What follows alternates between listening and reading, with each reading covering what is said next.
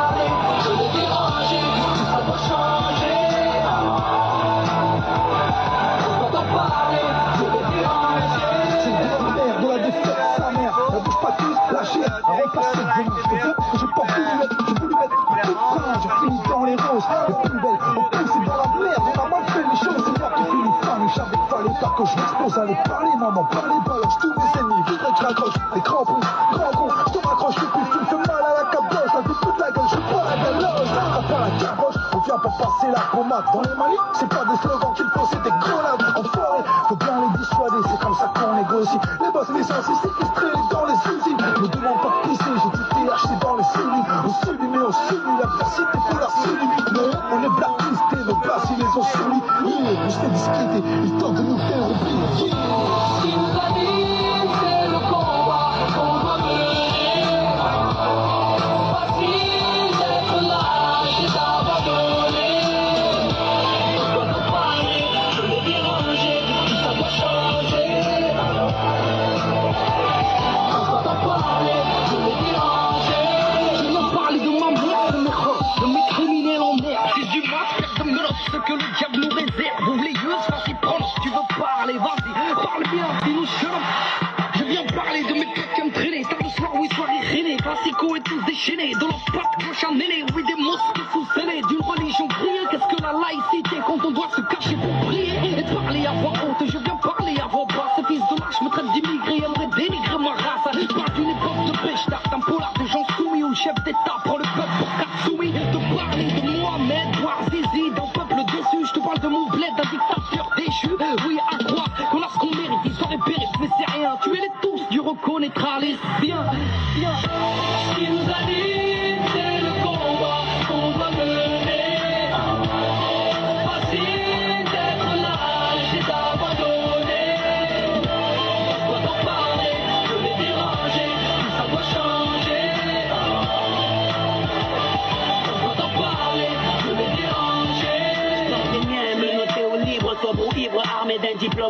calibre pour nourrir la mif. Je parle de cette manie maladive de courir derrière le bif, prendre des risques, sortir le canif, quitte à finir en préventive. Je te parle de faits divers, échec scolaire, atmosphère polaire, que vivent les frères aux origines caniculaires. Je te parle de ces glaires, que je lâche sur Hortefeux ou Guerlain. Je te parle de ces guerres, je te parle de mes frères palestiniens. Je te parle d'Afrique, de ces colonies, de son manque d'économie comparé à Roundé ou à Roni. Je te parle de marine, comme Gouel te parle de Dieudo. Je te parle de ma rime, comme Bob Marley parlait de Bédo. Oui, je te parle de ma ville, comme Cabrel parlait de la petite Marie, comme Jamel parlait de White Paris. L'ami, je te parle de mes délires, de mon repenti. En gros, je te parle de nos vies, sûrement de la génocide. Ce qui nous anime, c'est le combat qu'on va mener. Facile d'être lâche et d'abandonner. On doit en parler, de les déranger, tout ça va changer. On doit en parler, de les déranger.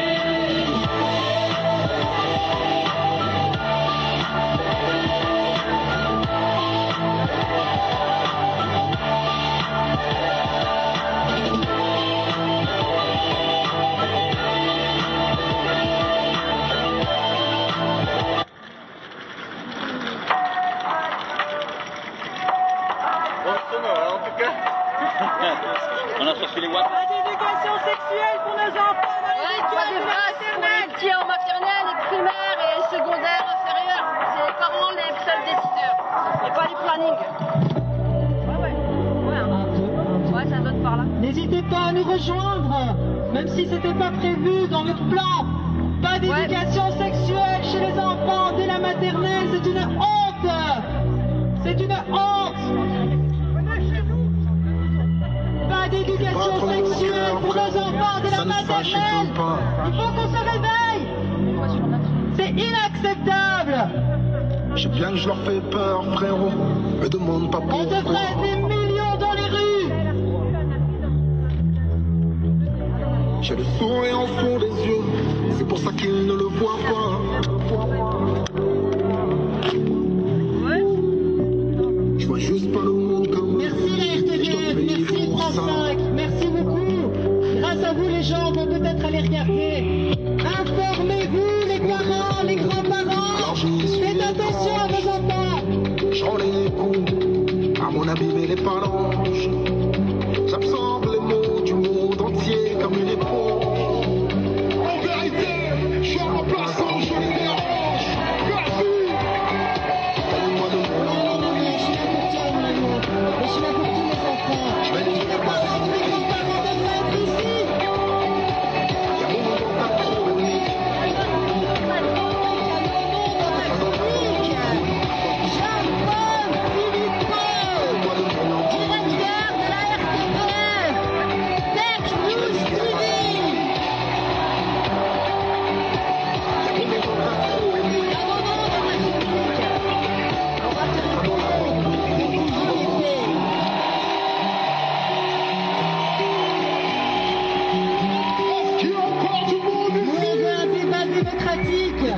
On est prêts. Et le mec dans ma tête. Stop à la démocratie, stop à la pensée unique. C'est pas parce qu'on pense pas la même chose que les médias qu'on doit être traité de complotistes ou d'extrémistes. Je ne sais pas quoi. On ne touche pas aux enfants. L'amour qu'il nous manque faudra le fabriquer. Peut-être qu'on le bloque pas. Se faire piquer. Dans les files d'attente, c'est devenu compliqué. On a tellement crié qu'on peut s'expliquer. Bonjour tout le monde. On attend que le monde vienne, et même s'ils ne viennent pas tous ici présentement, sachez qu'ils nous suivent tous sur les réseaux. Il y a des milliers de personnes qui nous suivent et qui écoutent. C'est comme si elles étaient là, elles n'ont pas pu forcément se libérer aujourd'hui, mais le combat continue pour nous tous. Alors nous sommes à nouveau réunis aujourd'hui afin de toujours visibiliser notre désaccord profond en tant que parents, en informant les familles de la politique immonde que l'on inflige à nos enfants dans nos écoles depuis 10 ans dans notre dos. 1 an et demi après les manifestations de septembre 2023 contre les VRAS, l'éducation sexuelle de nos enfants au milieu scolaire, nous sommes encore là pour leur dire que toutes les personnes souhaitant continuer dans ces projets de lobby, des plannings familiaux, devront toujours s'habituer à voir un mur de résistance en face d'eux. Bonjour à tous. Nous allons bientôt passer à la vitesse supérieure, où leur responsabilité personnelle sera engagée devant les juridictions. Nous avons essayé de dialoguer pendant 10 ans, de les interpeller. Ils ont tous préféré plonger leur tête dans le sable, tels des autruches, en sachant bien ce qui se tramait. Ils ont été les traîtres du peuple, les traîtres à leur serment, des traîtres en tant que parlementaires et fonctionnaires. Nous les assignerons un à un devant la justice et leurs noms seront éclaboussés publiquement comme on a cherché à éclabousser mon nom et le nom de mon défunt père que je porte. Autant vous dire que j'ai la rage au cœur et au ventre pour tous nos enfants et il n'y a plus à présent de négociation possible. Que chacun connaisse bien sa place. On réglera devant les juridictions nos comptes. Mais si vous continuez à soudoyer nos juges par vos connivences, la prochaine étape ne sera pas de notre fait, mais du vôtre. Nous ne serons nullement tenus responsables du feu que vous propagez dans les foyers, demeures et chaumières du pays. Nous ne nous laisserons jamais spolier notre autorité parentale pour faire la niche des vautours, se prétendant avenants envers nos enfants. Alors que nous sommes décriés comme des désinformateurs et d'avoir été les instigateurs spirituels des incendies dans les écoles, nous attendons toujours le débouché des enquêteurs. La RTBF avec France 5 récemment n'ont pas lésiné à mentir et à nous descendre dans le documentaire récemment diffusé en France le 9 février dernier sur la fabrique du mensonge, éducation sexuelle, l'école sous pression. J'avais accepté un interview de France 5 en date du 26 septembre 2024 à la condition de filmer et d'être accompagné de parents. Nous avons les enregistrements et si vous êtes tous des hommes, nous vous donnons rendez-vous devant les juridictions compétentes pour diffamation publique. Mais je sais d'avance que vous ne viendrez pas, car la vérité est de notre côté et que vous la fuyez comme la peste. Vous aurez beau être créatif pour masquer ce scandale national, vous n'aurez jamais gain de cause face à la vérité.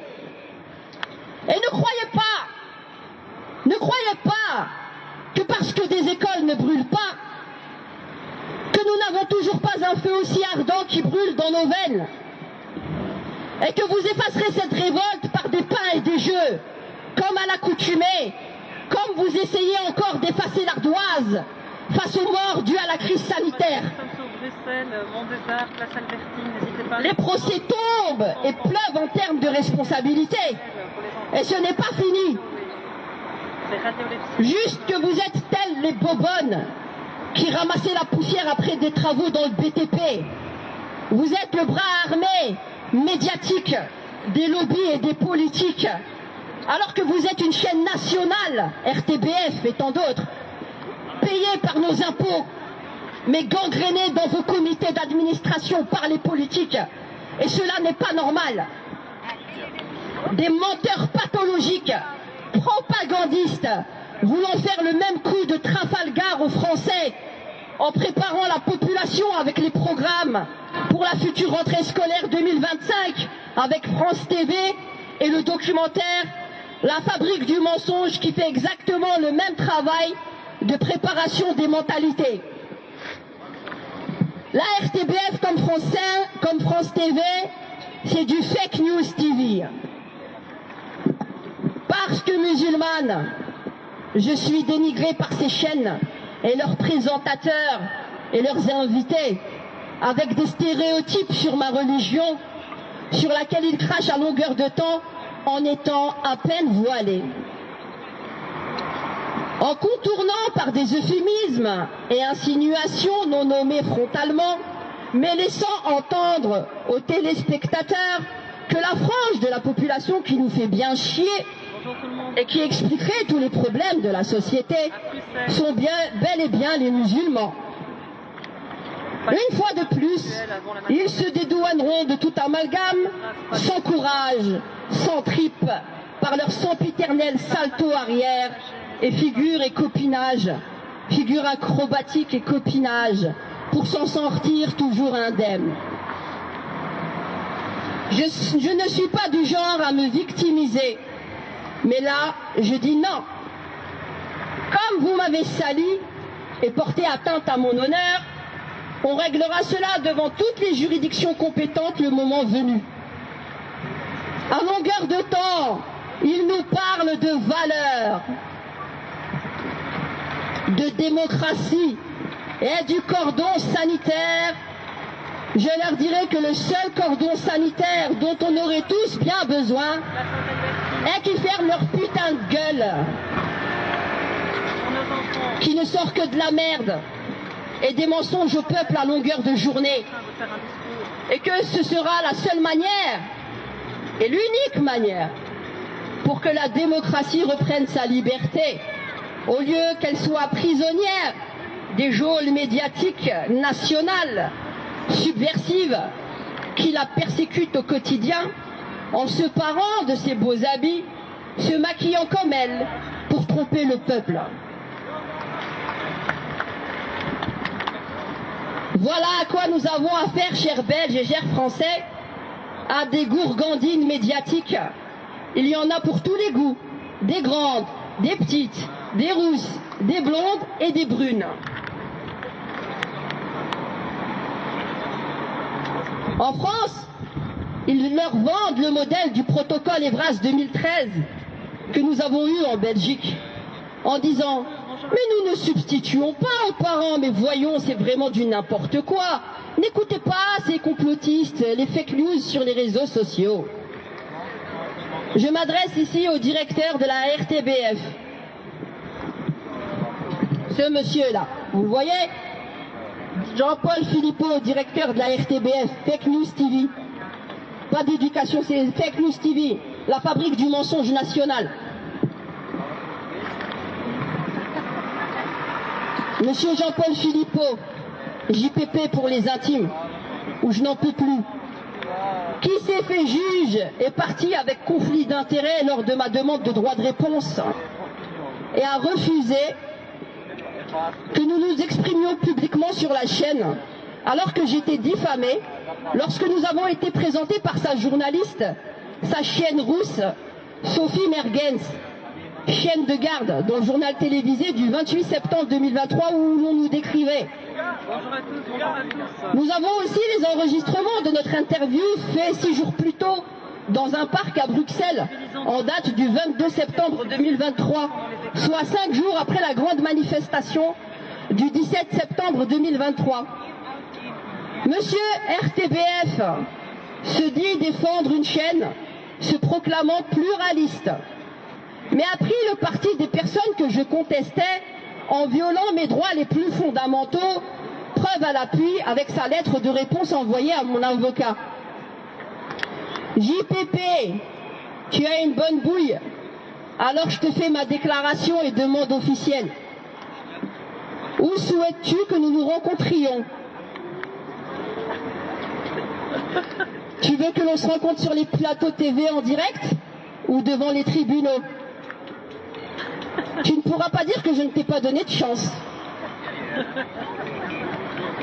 Les lobbies des plannings, le lobby des plannings est derrière l'éducation sexuelle, qu'il prétextera comme prévention, mais leur idéologie est bien connue. Ils ont fait pression. Il n'y a aucun pédopsychiatre autour de ces questions. Seine-Saint-Ouen en Flandre fait partie de l'IPPF. Lorsque vous analysez qui compose ces associations, vous comprenez bien vite que parmi eux, beaucoup défendent les thèses pédophiles. L'OMS est un lobby. L'OMS est un lobby et n'a aucune légitimité dans nos décisions politiques. Nos politiques ont oublié qu'ils avaient d'abord des comptes à nous rendre droit dans les yeux, car nous sommes souverains et les patrons légitimes de ce pays en tant que citoyens, au lieu de se subordonner à des associations douteuses. D'un côté, on prétend combattre l'inceste, où nous avons le droit en tant que parents d'être suspectés par défaut, et de l'autre, ce sont ces mêmes acteurs qui nous vendent l'autodétermination et la sexualité infantile comme un fait avéré scientifique. Nous sommes là pour nos enfants, pas d'éducation sexuelle collective dans les écoles dès la maternelle, c'est inacceptable. Ce terme est à jeter à la poubelle comme leur thèse, tout comme leur thèse. Il n'y a aucune sexualité pour des enfants. Ils nous vendent l'intoxication de la psyché des enfants comme l'intoxication alimentaire. On ne donne pas de steak aux enfants, aux bébés. Merci Radia. Merci. On est à Bruxelles, on ne fait pas. Là, il va enregistrer. C'est peut-être un journaliste. Après c'est dans le live où on va le récupérer par la suite. Allez! Bonjour à tous, je vois qu'il y a un monsieur là-bas qui a très envie de parler, peut-être qu'on devrait lui donner la parole. Ah, nous sommes très démocrates. Alors pour tous ceux qui nous regardent et qui nous observent de loin, vous ne devez pas hésiter à nous rejoindre. Nous sommes mobilisés pour nos enfants. Nous sommes dans un monde où malheureusement nous ne protégeons plus nos enfants. Alors ici, ce qui fait que nous sommes là aujourd'hui, c'est parce qu'on atteint directement à nos enfants. On impose une éducation sexuelle dès la maternelle. Ce n'est pas le rôle de l'école. Ce n'est pas le rôle de l'école. C'est les familles qui doivent décider. D'accord? N'hésitez pas à venir parler avec nous, c'est avec plaisir. C'est avec grand plaisir, monsieur. N'hésitez pas. J'ai toutes les... Ah, un doigt d'honneur. C'est vrai que ça, c'est très joli comme communication. Je suis enseignante et je suis très informée sur le sujet. Donc vraiment, je vous envoie beaucoup d'amour et n'hésitez pas à venir discuter avec nous. Ça nous ferait vraiment chaud au cœur, on n'a pas peur. Alors moi j'ai juste envie de dire quelque chose, hein. Sortez de la peur. Ils utilisent la peur et la culpabilité pour nous diviser. On doit sortir de la peur et ça vaut pour tous les sujets. Ici évidemment moi, ce sont les enfants qui... Voilà, il faut protéger nos enfants à tous les niveaux. On a une propagande de dingue qui prend la place partout, dans les publicités, dans les dessins animés, c'est dans les écoles, c'est partout. Il faut se mobiliser, il faut se fédérer. Ne nous laissons pas diviser, c'est toujours le même slogan, diviser pour mieux régner. Ça a été pareil pendant le Covid avec les vaccins, c'est pareil avec l'Ukraine et la Russie, c'est pareil avec Israël, Palestine, c'est pareil avec Ebras, Stop Ebras. Il faut vraiment qu'on sorte de la peur et qu'on ose reprendre notre pouvoir intérieur. Vraiment, s'il vous plaît, réagissez maintenant. Je ne sais pas vers où on va, mais il faut vraiment se mobiliser. Je sais qu'il y a beaucoup de personnes qui voulaient être là aujourd'hui et qui ne sont pas là. Parce que malheureusement, on est tous pris par le fil de la vie. On essaye de sortir la tête de l'eau. On essaye de subvenir aux besoins de nos familles. On essaye d'être heureux, tout simplement. C'est dur, c'est très dur et je vous comprends. Mais il faut vraiment, vraiment, vraiment se mobiliser pour nos enfants. Ce sont eux, les adultes de demain. S'il vous plaît, merci. Je ne me suis pas présentée, mais je suis Élise Malengros. Et je m'assume à 100%, je suis une maman de 4 enfants et je suis très inquiète pour nos enfants, vraiment très très inquiète. Et pourtant je suis ici, je vous parle, mais mes enfants ils sont en sécurité, ils sont plus à l'école. Je les ai retirés de l'école Parce qu'il se passe trop de choses à l'école. Ils sont malheureux. Vous imaginez qu'en France, maintenant, on a interdit les familles de retirer les enfants de l'école, c'est-à-dire de faire l'instruction en famille. Et moi, je suis une maman de 4 enfants qui fait l'instruction en famille et je suis payée 500 € par mois. Je m'en fous des sous. Honnêtement, je m'en fous. Les enfants, c'est bien plus important que les sous. Mais vraiment, vraiment, il faut se mobiliser. Je sais que je me répète. Sortons de la peur. Parce que c'est ça qui nous tient. C'est la peur. C'est toujours la peur. Merci à tous. Bravo. Bravo, Lise. Alors moi j'ai envie de donner la parole aujourd'hui. Est-ce que quelqu'un a envie de venir parler au micro pour dire pourquoi il est là aujourd'hui?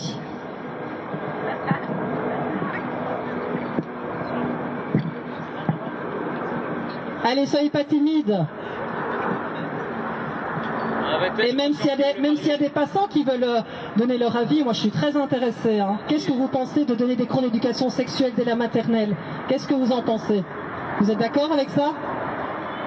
Vous êtes OK avec ça? Qu'est-ce que vous pensez de commencer à parler de transidentité dans les dessins animés des enfants? Faites attention, hein, faites très attention, hein, parce que là où vous pensez que vous mettez des limites, que vous sécurisez Netflix ou je sais pas quoi, il y a des choses qui sont mises. J'ai encore vu un dessin animé hier avec un truc tout innocent et que tu crois que ton enfant c'est tout chouette et en fait on te parle de transidentité. Voilà, moi je suis un mucho. Je me sens fille, alors je me suis transformée garçon en étant un petit enfant. Vous vous rendez compte? Mais qu'est-ce qu'on essaye de mettre dans la tête de nos enfants? Des petits enfants comme cette petite fille qui passe à côté de nous. Il faut les protéger, nos enfants. Ce sont des bijoux, il faut les protéger. Vraiment. Allez, j'ai assez parlé. Qui est-ce qui veut prendre la parole, s'il vous plaît? N'hésitez pas, le micro, il est là. Je vais rajouter quelque chose. Allez Radia, tu peux rajouter quelque chose? Je te redonne la parole. Merci à tous pour votre écoute et on lâche rien. Bravo, Lise. Oui. Bravo. Alors on revient ici juste pour vous dire, est-ce que vous avez entendu parler du PAN 2025-2026, le plan d'action national, justement où on nous met du genre et du perlimpinpin de genre partout. C'est un concept, c'est pas quelque chose de scientifique. Jusqu'à preuve du contraire, il y a 2 genres, voire on va dire comment dire, pour les personnes qu'on dit hermaphrodites, qui ont des malformations, justement des malformations congénitales. Ok, il n'y a pas de problème. On n'a pas de problème avec ça. Mais de là de nous faire toute une idéologie et toute une thèse où toute la société devrait tourner autour du prisme des hermaphrodites et redéfinir que nous ne sommes ni des hommes ni des femmes, et où vous voyez des manuels où on dissèque l'être humain, t'as ton sexe mental, ton sexe biologique, tes aspirations, on va où? On va dans quel bordel généralisé là exactement? Parce qu'il s'agit de ça. Et la loi elle va tomber d'un moment à l'autre. Et à ce moment-là, tous les parents qui ne seront pas d'accord avec ce genre de thèse, où les bras c'est devenu et rendu obligatoire comme des cours et des maths. Petit clin d'œil à Madame Caroline Désir lorsque je disais déjà cela il y a 10 ans, parce que ça fait 10 ans que je me mobilise et que je fais de la veille. Sur tous les acteurs associatifs, on me prend pour une rigolote.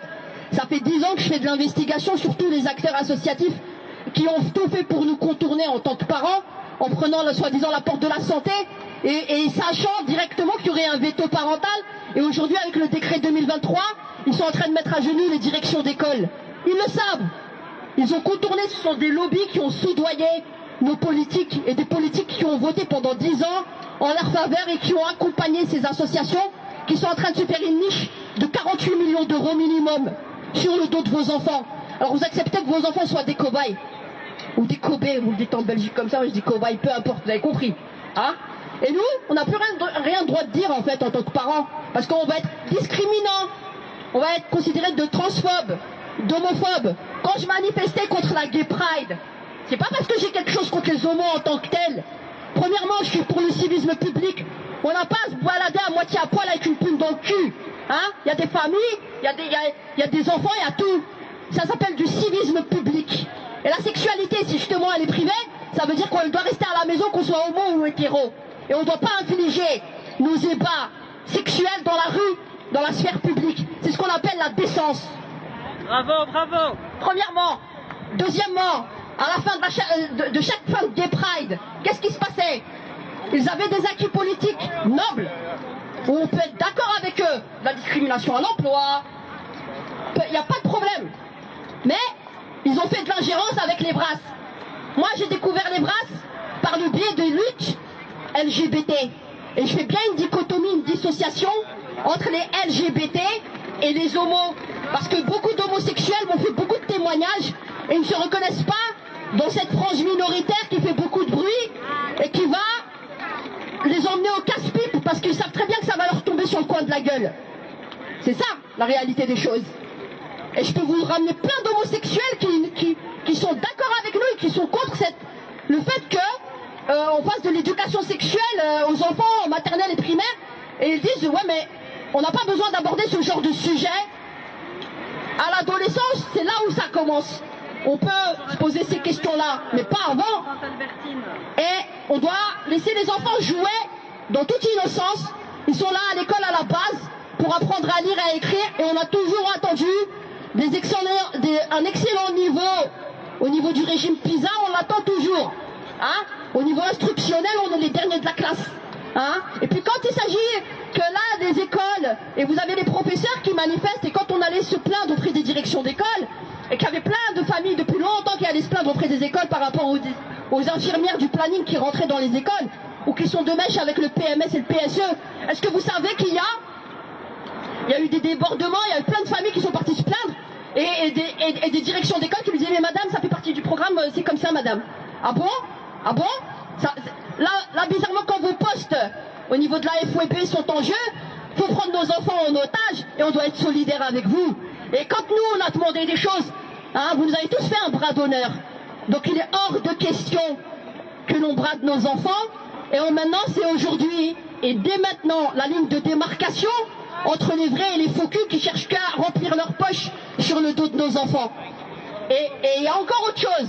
Le plan d'action national vous emmènera en prison. Vous entendez ce que je vous dis? Je suis pas dingue. Je vous avertissais déjà depuis 2015. Et on est en train de voir tout le déploiement de leur stratégie. L'ASBL Garance. ASBL qui est à la rue Royale. On met la double casquette de l'ultra-féminisme avec la théorie queer. Vie féminine. Pour moi, c'est pas des féministes, ça. C'est des déconstructivistes identitaires. Ce n'est pas du féminisme. On attend toujours les 30% d'égalité au niveau salarial, hein, 60 ans après leur lutte. Hein. Donc, il y a le féminisme matériel et il y a le féminisme, ultra-féminisme dit idéologique qui est misandre. Et pour l'émasculation des hommes. Et de nous faire des générations de dingos qui ne savent pas ce qu'ils sont. D'accord? Et nos enfants, les seuls protecteurs sont les enfants, les seuls éducateurs sont les parents. Pardon. Les seuls éducateurs et les seuls protecteurs sont les parents. Il n'y a pas, tu me ramènes, le planning, les fédérations laïques. Est-ce que vous savez que dans leur littérature, on est discriminé en tant que croyant? Est-ce que vous le savez, ça? En tant que catholique, musulman, tout ça, en fait, toutes les convictions personnelles des parents sont passées à la trappe. Le protocole de 2013 de Marie-Dominique Simonet, où ils ont fait de la pression sur elle. En 2012, elle l'a rajouté au décret mission de 1997 au niveau de l'éducation. Sous la pression de Nicolas Menskart et des fédérations laïques. C'est elles qui ont le grand pactole des subventions depuis 2012, 300 000, 400 000, 500 000 euros annuels et qui redispatchent. Et elles font partie de la plateforme Evras et c'est elles en fait, ce sont leur lobbying. Ils se sont mis main dans la main avec le CAL qui demande que l'école elle devienne obligatoire à l'âge de 3 ans, on doit rabaisser. Et on doit, sous couvert justement d'intégrisme religieux qui ne dit pas son nom mais pour bien cibler les musulmans, ou le fait qu'on ait du retard à l'école au niveau instructionnel des enfants, qu'il faudrait soi-disant les rentrer à l'école à 3 ans pour qu'il y ait une meilleure adaptation et intégration. Mon œil, parce qu'ils sont derrière tout ça. Le centre d'action laïque est main dans la main avec les lobbies LGBT et les fédérations de planning. D'accord? Voilà. Alors ils sont partagés le pactole. Ils veulent se partager le pactole. Je vous invite à aller sur le site internet de mon association où je vous ai mis tout ce que vous ne verrez jamais au niveau des médias et toute leur documentation, 3 fois W, cercle de la Boétie, BOETIE, solidaire.be, vous allez sur le dossier Evras, Coin Solidaire Evras, et vous verrez, quand on a confronté aussi la ministre Caroline Désir au 11 février 2024, ce qui s'est dit, et vous entendrez aussi les témoignages, et vous verrez aussi mon interview avec France 5, ce qu'ils ne vous montreront jamais. Alors, on maîtrise notre sujet, on jongle avec mieux que Mbappé, d'accord? Et il n'y a personne qui va nous la faire à l'envers avec nos enfants. Voilà. Et vous serez judiciarisés 2025, fin 2025, début 2026, attendez-vous au pire. Merci Radia. Merci Radia.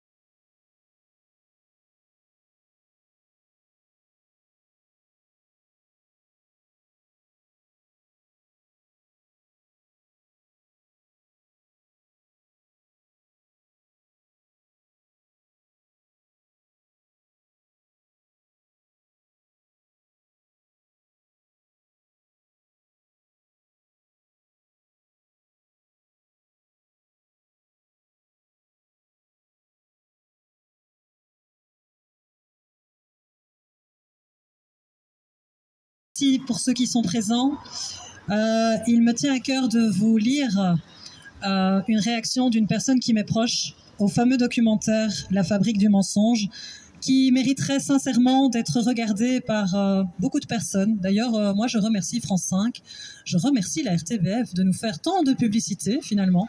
Merci beaucoup. Voilà. Alors, je vous lis donc ce texte. Les intervenants dans cette vidéo confondent leur opinion contestée avec la réalité objective et considèrent à tort comme de la désinformation toutes les opinions contraires. On est dans la pensée unique, totalitaire, que beaucoup tentent d'imposer à notre époque, où la vérité c'est moi et le mensonge c'est l'autre. Pourtant, dans cette vidéo, on peut penser qu'ils sont eux-mêmes cette fabrique du mensonge, qu'ils choisissent en titre et dont ils accusent ceux qui pensent autrement.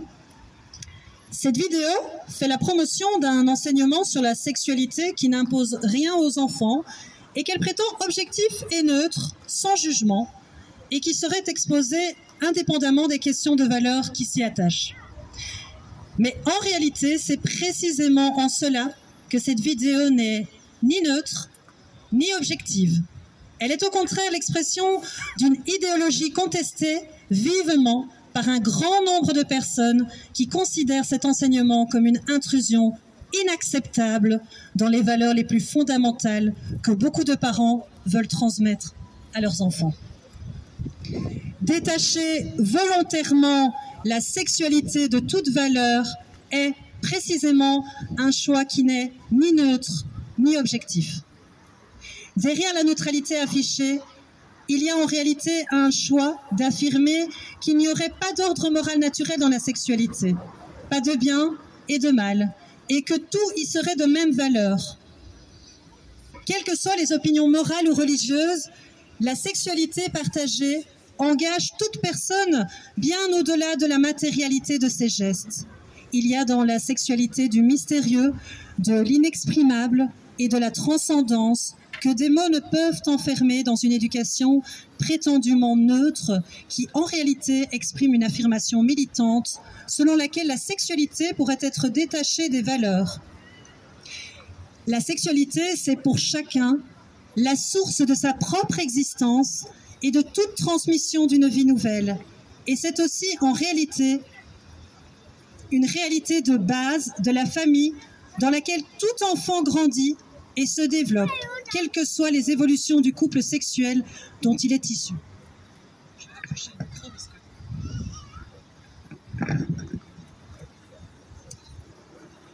Les valeurs en cause, à cet égard, ne se transmettent pas que par des mots intellectuels, mais surtout par un vécu partagé et ressenti, et ce, principalement dans les familles.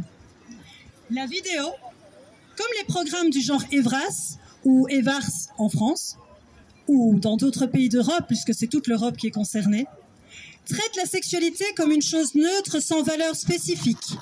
On nie toute pudeur, toute transcendance, tout mystère, toute la portée spécifique de la sexualité qui engage en profondeur l'être personnel tout entier, mais aussi l'être en relation avec une puissance qui crée des liens intimes engageant la vie entière. Ils prétendent ne rien imposer aux enfants, ni les pousser à quoi que ce soit, mais c'est de manière inconvenante et inacceptable que le renseignement a souvent pour effet d'éveiller, de faire découvrir, d'allumer ou de développer un intérêt ou des questions qui concernent des pulsions naissantes ou en germe, stimulées abondamment dans les médias et la publicité, chez des enfants qui devraient au contraire en être protégés pour leur éviter des questionnements qui dépassent leur maturité et leur capacité psychologique. À un stade ni naturel ou spontané, ni mature, sans aucune référence morale, ce qui équivaut en fait à nier toute valeur ou importance à un ordre moral. On ne donne pas du steak à un bébé. Enseigner sans référence morale, c'est implicitement nier l'importance d'une telle portée morale. Tout est réduit à la liberté individuelle, au plaisir, à la consommation, à un donné naturel neutre. Les questions des enfants ne sont en rien une garantie contre des intrusions psychologiquement inacceptables, car le fait qu'un seul d'entre eux soit confronté à une telle intrusion et la partage ne justifie en rien que tous les autres enfants qui l'entourent doivent subir la même intrusion. Le témoignage d'une institutrice dans ce reportage, d'enfants de 7 ans, montre particulièrement bien le caractère erroné de la prétendue neutralité en cause. Allez voir la vidéo à 57 minutes 25. Cette institutrice prétend qu'elle peut parler des organes sexuels comme elle parle du genou, pour 2 raisons. Apprendre aux enfants que les parties sexuelles de leur corps ne sont pas mystérieux et les protéger des violences sexuelles. La fausseté de ces 2 arguments est pourtant manifeste. Elle constate elle-même qu'elle n'est pas hyper à l'aise et que nommer les organes sexuels engendre beaucoup de crispation, ce qui suffit à indiquer qu'il y a du mystérieux au-delà des seuls mots. C'est la réalité, les enfants le savent et il faut leur apprendre à le comprendre sans vouloir leur enseigner le contraire. Mais, surtout, comment prétendre lutter mieux contre les violences sexuelles sans confirmer aux enfants, car ils le savent déjà plus ou moins confusément, qu'il y a un surplus mystérieux et un ordre qui font, dans l'exemple choisi par cette institutrice, que si on peut caresser un genou quasi sans restriction, il en va tout autrement pour les organes sexuels. Cela ne s'apprend pas par un enseignement objectif, froid et rationnel, mais avec pudeur et discrétion. C'est cela que l'Evras et les programmes suggérés par l'OMS ne comprennent pas correctement. On pourrait écrire des pages et des pages sur cette vidéo désolante qui néglige tout ce que la sexualité a de mystérieux, inexprimable et transcendant. Même en pleine cour d'assises, il faut voir comment je m'appelle. Allez courez, je suis une proie si je me livre. Allez courez, vos lois me croient mais je suis libre. Courez, juge, commissaire ou bâton, entouré de bras cassés. Vous êtes ce chien, je suis le bâton. Allez courez, je suis là pour tuer. Allez courez, je me rends quand vous m'aurez tué. Vous êtes courés, si vous pensez me mettre en cage, je protège moi de mes amis, mes ennemis, je m'en charge.